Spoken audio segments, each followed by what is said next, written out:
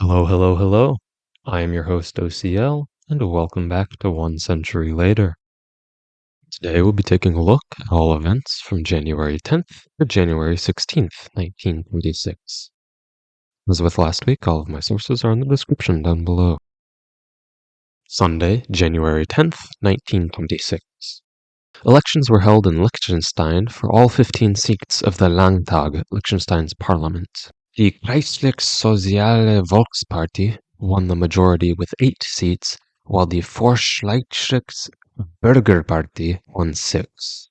A runoff election was held for the final seat, which would take place on January 24th. Hernando Siles was sworn in as the president of Bolivia after he won the presidential election on December 1st, 1925. The Prinz Valdemar schooner capsized in the Miami, Florida harbor, blocking traffic in and out of the bay. The schooner had run aground on a sandbar during low tide and tipped over. Luckily, all 80 crew members on the ship were rescued unharmed. Following the train robbery the previous day in Mexico, the Mexican federal troops tracked down the bandits to a ranch in Jalisco. Most of the rebels were killed in the subsequent shootout, however 8 were captured and immediately executed. All the stolen loot was recovered.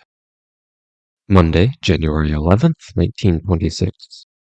Lev Diomin, a Russian cosmonaut who was launched into space on Suez 15 in 1974, was born in Moscow. U.S. Representative John W. Langley resigned from his position as the representative of Kentucky's 10th Congressional District after 19 years of service. Langley had been convicted of violating the Volstead Act by illegally selling alcohol to New York bootleggers during Prohibition. Langley was sentenced to 2 years in prison, and his wife would run for office to fill the seat he resigned from. The Whitmore gang stole $179,000 worth of gems from Belgian diamond merchant Albert Gueders in Manhattan. This robbery would be the gang's last before being arrested and put on trial in March. Tuesday, January 12th, 1926. Nothing of historical precedent happened on this day. Wednesday, January 13th, 1926.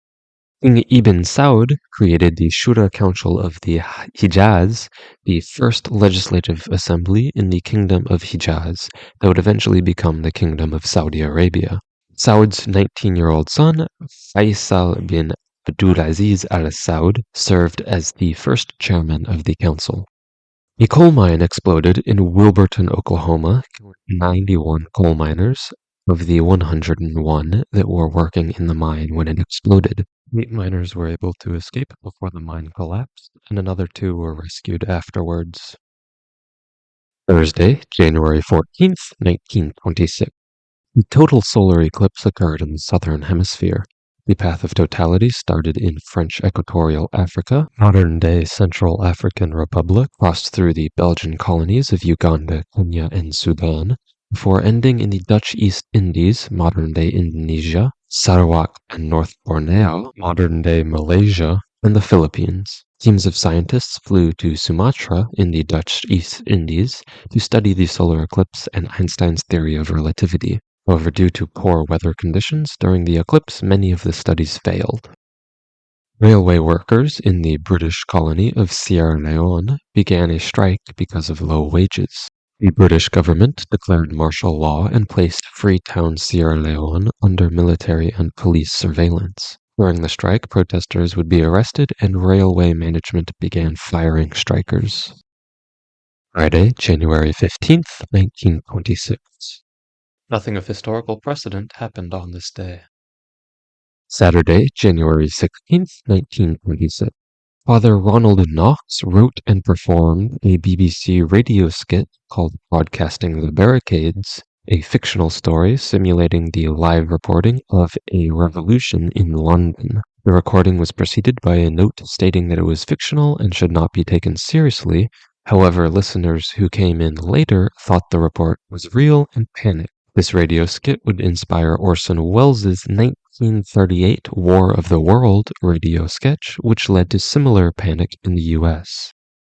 So, see you next week for all events from Sunday, January 17th, 1926 to Saturday, January 23rd, 1926. Thank you for watching, and see you next week.